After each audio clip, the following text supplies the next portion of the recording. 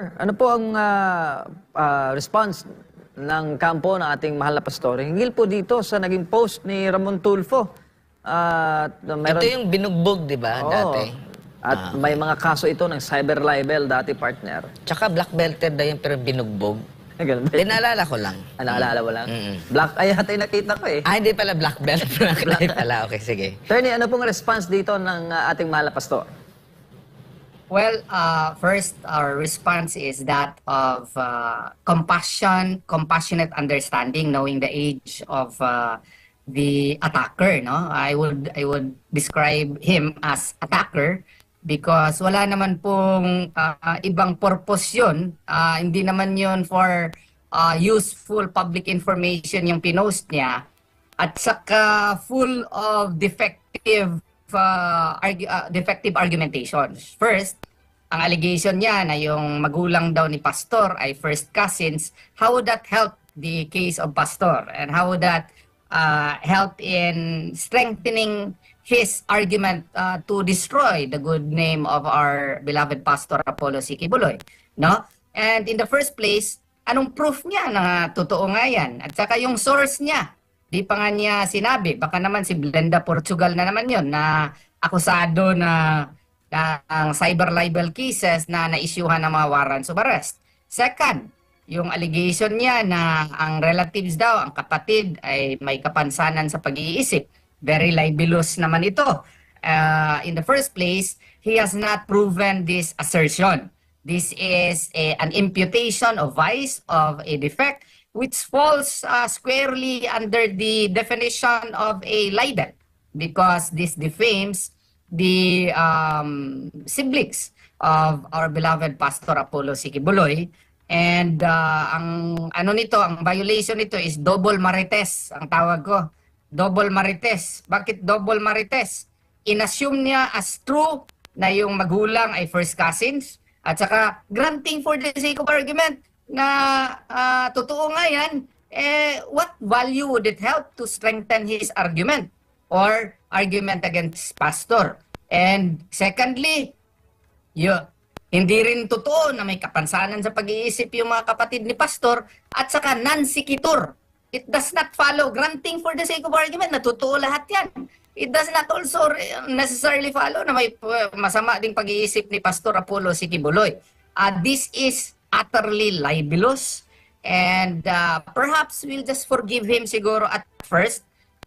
Baka lapse of age lang siguro kasi medyo matanda na po. Wala pong galit si Pastor sa kanya. Intindihin na lang siguro natin siya. Pero kung medyo malabis-labis na, baka magdesisyon po si Pastor na mag-file naman ng kaso sa kanya. Yun po. Baka epekto lang po yun ng pagkakabugbog sa kanya ilang taon nang nakalipas. Pwede pong ganun din yung alam mo na yung late, bugbog na baka, late na alog na alog. May mga PTSD ata yung post-traumatic syndrome. Oh. Yung siguro kasi black belter siguro siya, tapos nabugbog siguro siya. Kaya black eye. intindihin na lang siguro natin. Tsaka of age na rin din kasi siya eh. Of age na rin. Kung maglakad daw yan, medyo mahirap na maglakad. At saka yung pag-iisip, baka hindi na rin masyado mabilis. So, we will exercise compassionate understanding. Apo, attorney, kung compassionate understanding pa ang take ngayon ni Pastor at ng kampo, ngayon pong naipost po ito sa kanya pong Facebook account, hindi pa po ito column. Oras po ba na maisulat ito sa kanyang Abante column, tapos ay lathala? Maglalaps na po ba yung compassionate at talagang kakasuhan na ito si Ramon Tulfo? There is a strong probability that Pastor Apollo C. Quiboloy will instruct me, or through his leaders, they will instruct me to file cyber libel cases. Maganda rin yan kay para magkikita rin kami sa korte at makita natin yung galing niya at talino niya doon sa korte. Pero yung mga nagkomento naman, attorney, ukol dito kasi merong napapaniwala, meron din yan siyang mga follower. Meron din po bang pananagutan? Lalo na kung sa Bisaya pa, ila pang sugnuran yung naging kanyang post. Well, there are Supreme Court decisions which rule to the effect that even if mag-comment ka lang, tapos irresponsible yung comment mo, tapos nag-subscribe ka dun sa libelous matter, na subject matter doon sa post, you may also be liable. That's why I would request our countrymen na dahan-dahan naman sa pag-comment po, especially kung wala kayong basihan. Imagine itong binitawang salita or isinulat ni Ramon Tulfo. Alam mo, taga Davao din yan taga Manay yan. Oo. Manay, Batman. Davao Oriental, if I'm not mistaken. Taga atin din yan doon. Batman din Pero- po yan siya sa attorney, Batman. Batang Mindanao? Batman din yan. Batman, Batang Mandaya. Mandaya. Bata yan si Sir Ramon Tulfo Kaya nga, respeto po ako sa kanya hanggang ngayon po. Kaya nga, ang tawag ko dyan, we should exercise compassionate understanding. Kaya baka dala lang po ng advanced age niya po. So kumbaga, kung mag-like lang sila doon sa comment post, posibleng may pananagutan at lalong-lalo na yung mag-comment pa na, ay, totoo yan, ganito, ay, ganyan pala, kaya pala ganyan. Yung mga komento na yon. So may pananagutan, pwede din sila na masampahan ng kaso. Same din ba ng posibleng ipataw na parusa doon sa mismong nag-post? Yan po, pareho lang po. Marami na po kaming nadaanan yan. We filed cyber libel cases in the past.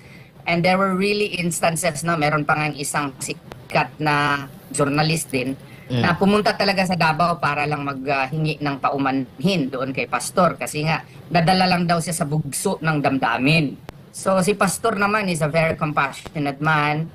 He forgave the female journalist yun, sikat yun, na babae, pumunta talaga sa Davao at nag-sorry. Kami naman, nag-withdraw kami sa complaint. Pero wag naman sana masyado ng sinabihan na namin na medyo we will exercise compassionate understanding. Pero kung isulat talaga ito, baka hindi na po mapigilan si Pastor. He might be forced also to defend himself also by filing appropriate cases against these persons who defame his Opo. good name. Opo. Attorney, paano naman po kung i-depensa dito ni Mon Tulfo dahil siya po ay isang kolumnista, yung pong freedom of the press, yan din po ang itinataguyod natin dito po sa SMNI. Pero iba naman itong atin, hindi naman paninira, straight news at straight commentary. Ito sa kanya, pag binasa mo, talagang, pag di mo kilala si Pastor, di ba, nega at agad ang dating. Nega talaga. At saka, po marami din kasing believe sa kanya, dangerous din kasi ito. Kasi kung hindi natin i-answer, baka maniniwala sila na may diferensya nga yung pag-iisip ni Pastor. Huwag naman po sana ganyan. Kasi unfair yan, hindi na yan sakop sa freedom of the press.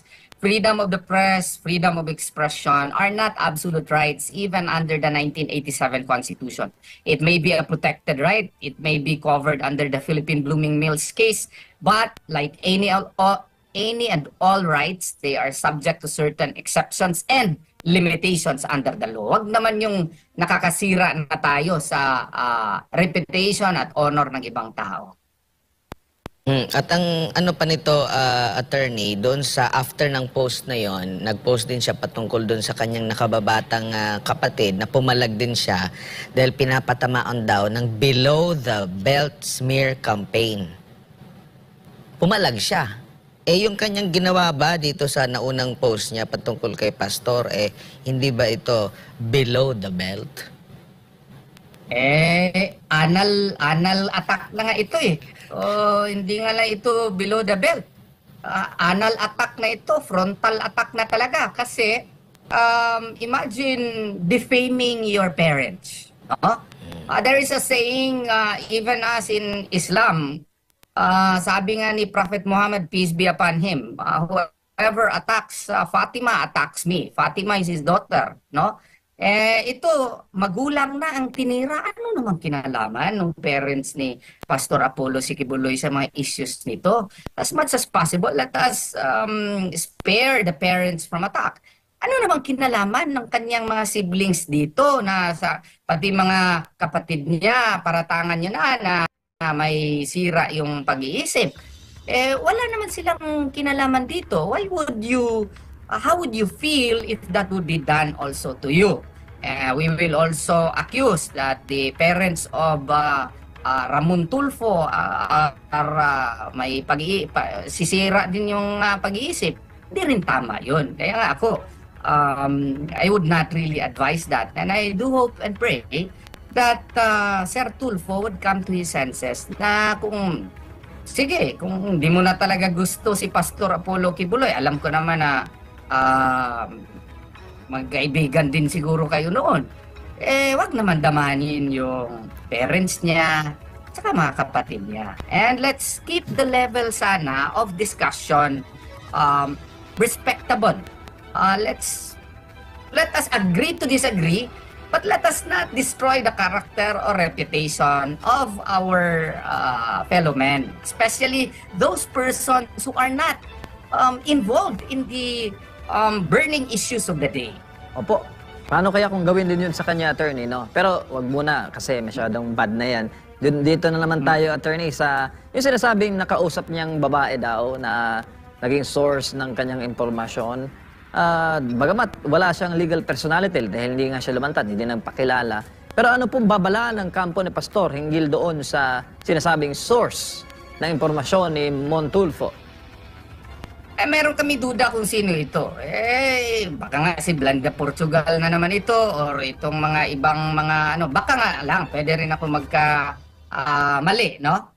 Pero yung mga source naman, siguraduhin nyo naman na totoo yung mga sinasabi ninyo. In the first place, kung kayo ay 22 years old pa lang or 24 years old, how can you say matter-of-factly facts about the parents of Pastor Apollo C. Kibuloy who are more than 80 years old or 90 years old or whose ages are beyond them, no? Or beyond him or her? And how can he or she state for certain that he have a medical certificate from the Philippine Mental Health Association or from mental health organizations showing among others that yung pag-iisip ng mga kapatid at parents ni Pastor ay medyo may diferensya. Mahirap po na akusasyon yan. Kaya nga ang request ko lang sana, let's agree to disagree. You may not like my client, but please let's keep the level of discussion respectable.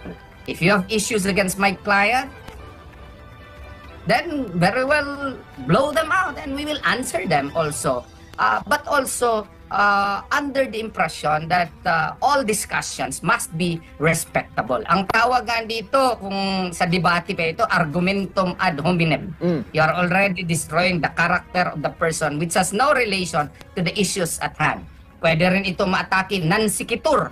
Granting for the sake of argument na totoo nga yan, it does not also follow that your conclusion may also be true. There must be empirical evidence to prove that Pastor Apollo Kibuloy's mind is really defective. As a matter of fact, I have known Pastor Apollo Kibuloy for many years and I find him to be a genius, very highly intelligent and very reasonable and compassionate. That's why I am shocked by after seeing the post of Mr. Tulfo.